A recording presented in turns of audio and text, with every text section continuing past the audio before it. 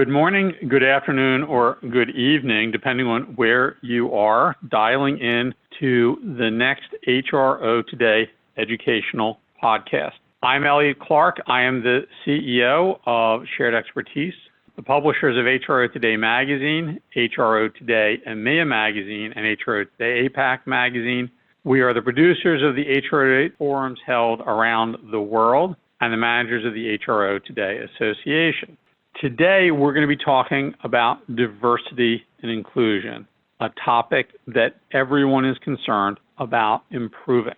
No matter if you are in a large multinational corporation operating in many locations or a more mid-sized firm, you want to make sure you have a diverse, engaged, and inclusive culture. Lindsay Shanklin is the EMEA account and global continuous improvement lead for one of Korn Ferry's global Fortune 200 clients, and she serves as a member of their EMEA leadership team. She's responsible for driving operational excellence across the region, as well as leading critical global continuous improvement initiatives, such as advising clients on diversity and inclusion practices.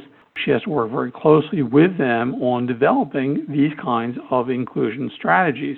She brings over 18 years of experience. Most recently, she led the global talent acquisition function for an engineering and manufacturing business, as well as experience leading talent acquisition and talent management functions for global pharmaceutical companies, fast-moving consumer goods, and financial service businesses.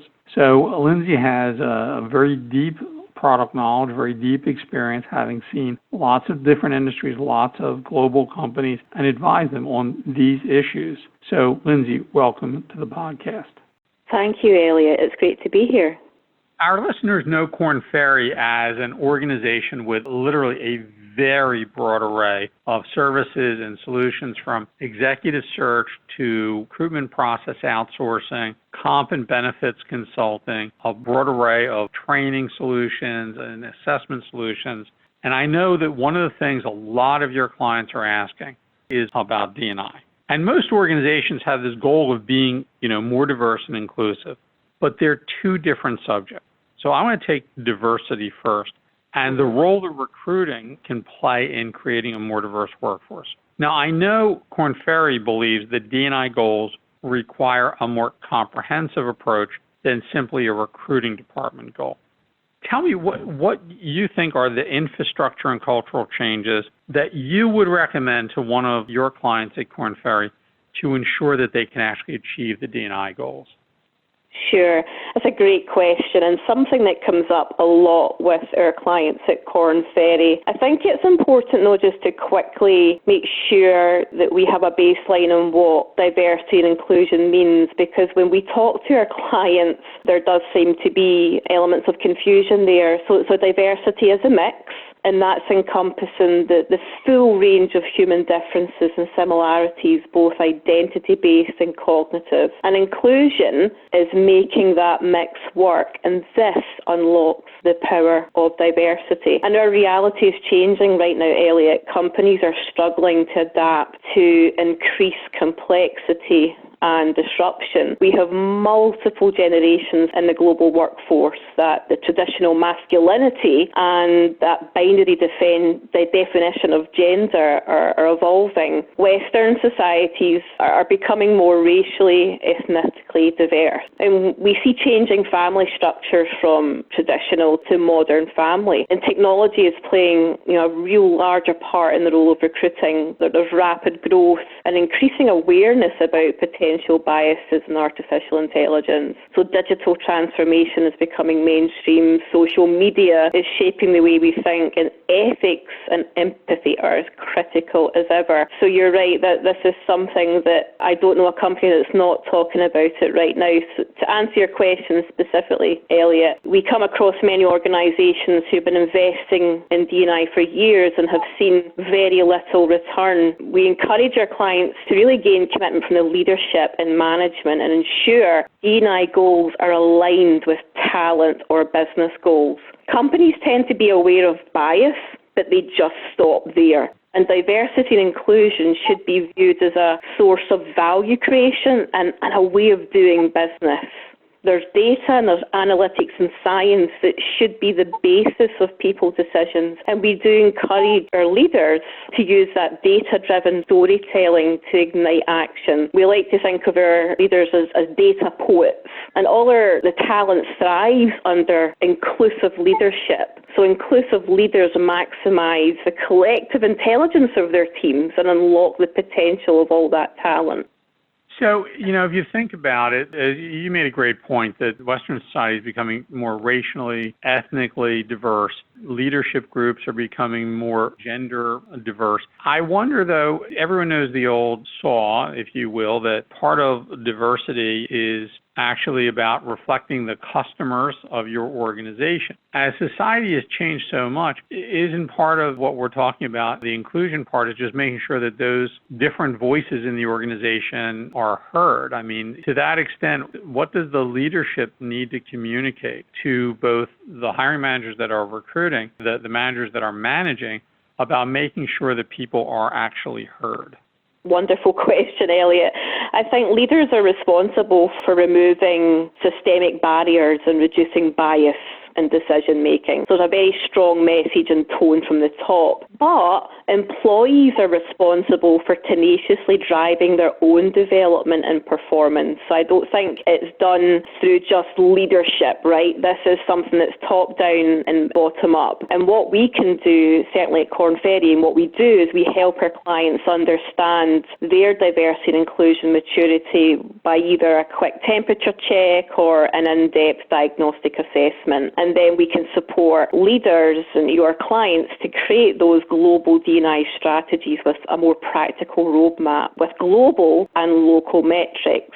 But something you touched on earlier was quite interesting, and you mentioned recruiting, and I think there's a lot of emphasis put on recruiting department to somehow make this work, somehow make diverse talent appear. And I think it's important that we recognise that, yes, absolutely, recruiting functions are important, and recruiting functions can certainly help present diverse talent, but it cannot be done in isolation. We can't abdicate this responsibility to recruiting functions or just leadership. It's going to take a number of individuals, teams, and functions within that organisation to drive true D&I.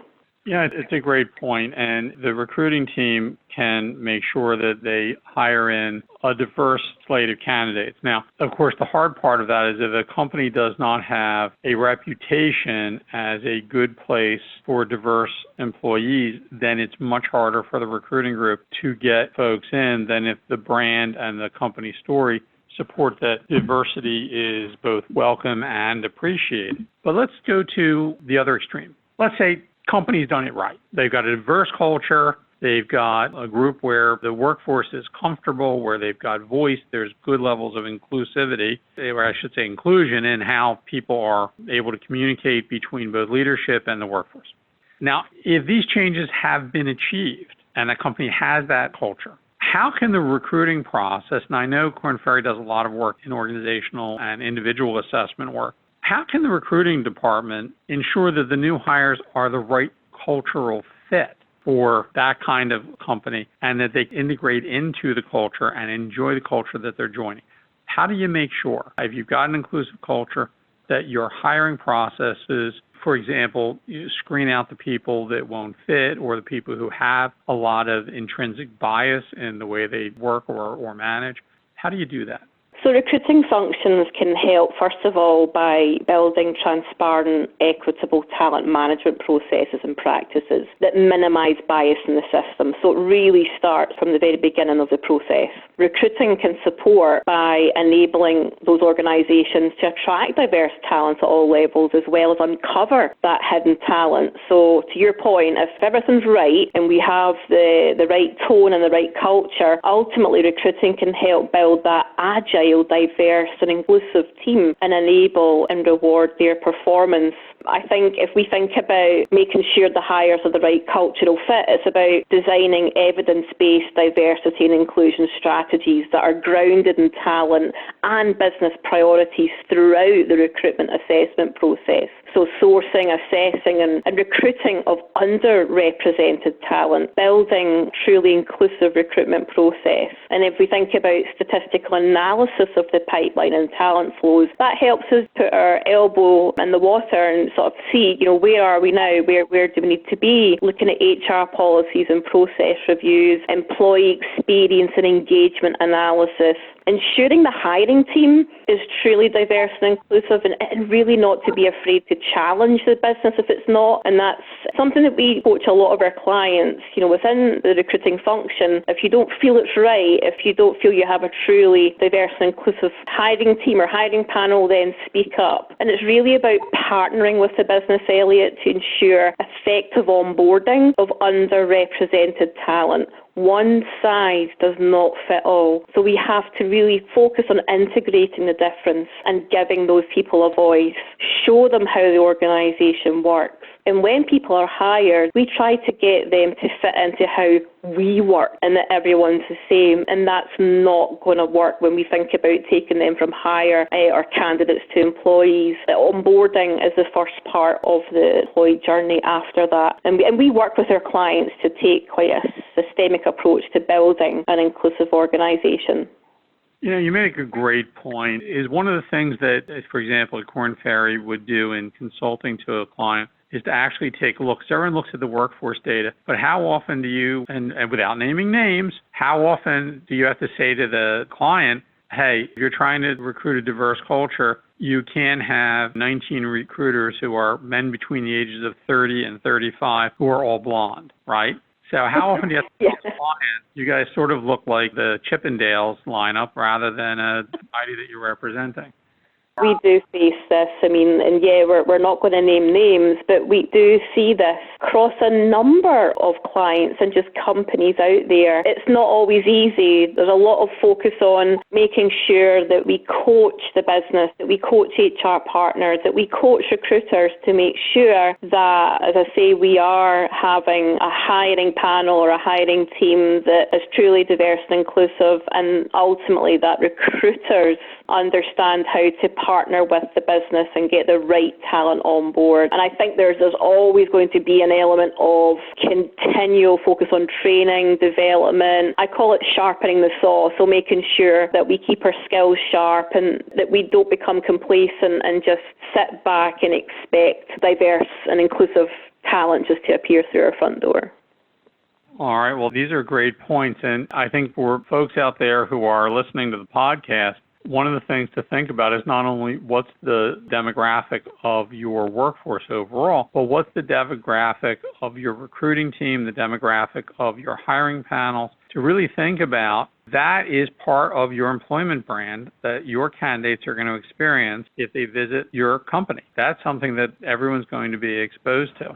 And in addition, it's important to keep your saws very sharp, Lindsay, apparently, because we need to make sure that people can cut through the nonsense and get to the right data. I want to thank Lindsay Shanklin of Korn Ferry for taking part in our podcast. I hope all of you have found this interesting and illuminating. And Lindsay, thank you for making some great points. So thank you for joining the podcast.